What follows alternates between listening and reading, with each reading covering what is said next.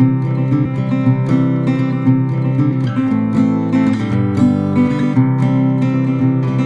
guys, I'm Nisha from nisahomey.com. Today I'm going to show you how to make oil-free, quick and easy Indian curry gravy in pressure cooker. This curry looks so tempting that nobody will guess there is no oil in it. It's so healthy and so easy to make. I had a request for an oil-free recipe from Saima Fawad. Hi Saima, I hope I pronounced your name correctly. Please do try this recipe and I hope you will enjoy this as much as my family did. If you guys have a recipe request, please feel free to comment below. To make oil-free curry gravy, I'm using 2 medium-sized onions, 4 medium-sized tomatoes, 6 cloves of garlic, 1 inch ginger, about 1 tablespoon of chopped coriander leaves, 1 sprig of mint leaves, about 10 cashew nuts. Cashew nut is optional, but it does give a slight thickness to the gravy, so I like to add cashew nuts. Now into my pressure cooker, I'm adding in the cashew nuts, chopped coriander leaves, a sprig of mint leaves, garlic cloves. I'm roughly chopping the ginger and adding this into the cooker. I'm cutting the onion into 4, the next one also, and tomatoes I'm removing the stem part and I'm making a cross on top. So after this is cooked, it will be easier to remove the skin if you're removing. Try to use bright red color tomatoes so that it will give a nice color to the curry. I'm adding in 1.5 teaspoons salt or as needed. I'm adding in 1/3 to 1/2 cup water. I'm using 1/2 cup water. Now switch on the flame and cover the cooker with its lid. Allow the cooker to give out 5 whistles and after 5 whistles switch off the flame and allow the cooker to depressurize by itself. So that's the first whistle. Now 4 more whistles to go. Let's remove the weight. Always remove the weight first before opening the cooker. Now open the cooker. Everything is nicely cooked and the tomato skin has come out.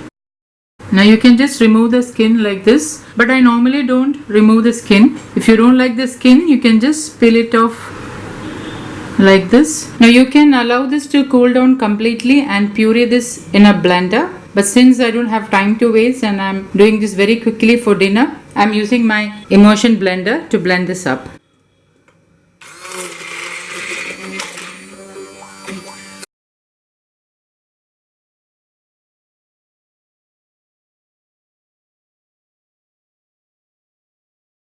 So now the tomatoes and onions are nicely blended. Now I'm going to switch on the flame again. Just give this a mix.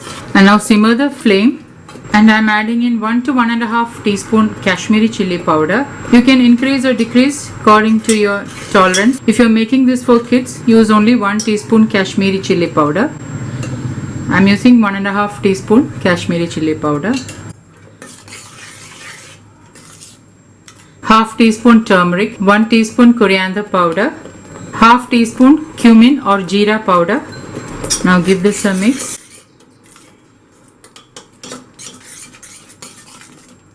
I'm adding in 1/2 cup frozen peas.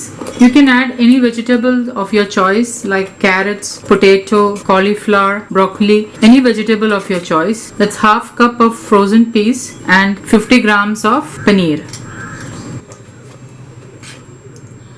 The link to make homemade paneer will be given in the description box below. Now slowly mix this. The gravy is already thick and you don't need to add any extra water. You just have to simmer it for about 2 to 3 minutes. So for that I'm just closing the cooker with its lid just for another 2 to 3 minutes so that the peas and the paneer gets cooked thoroughly. It's about 3 minutes now. Let's check on the curry. The gravy is thick. If you want, you can add 1/4 cup of water. To me this looks the right consistency. Thick tomato gravy. And I'm adding in a sprig of fresh curry leaves. Some coriander leaves chopped, about 1 tablespoon, 1 teaspoon of kasuri methi. Just rub this with your hand add. This gives a nice flavor to the curry. Now mix everything well.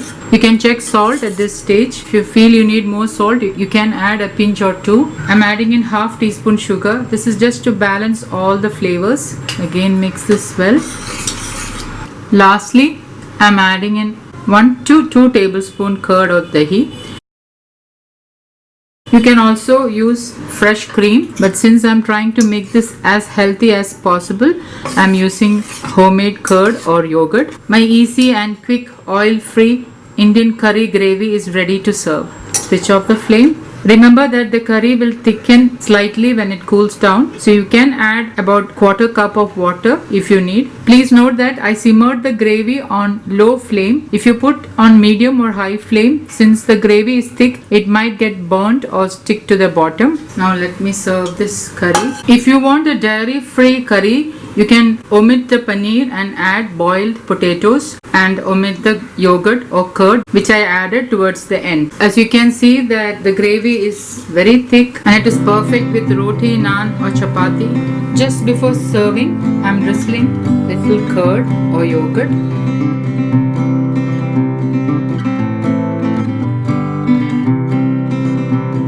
And sprinkle some chopped coriander leaves.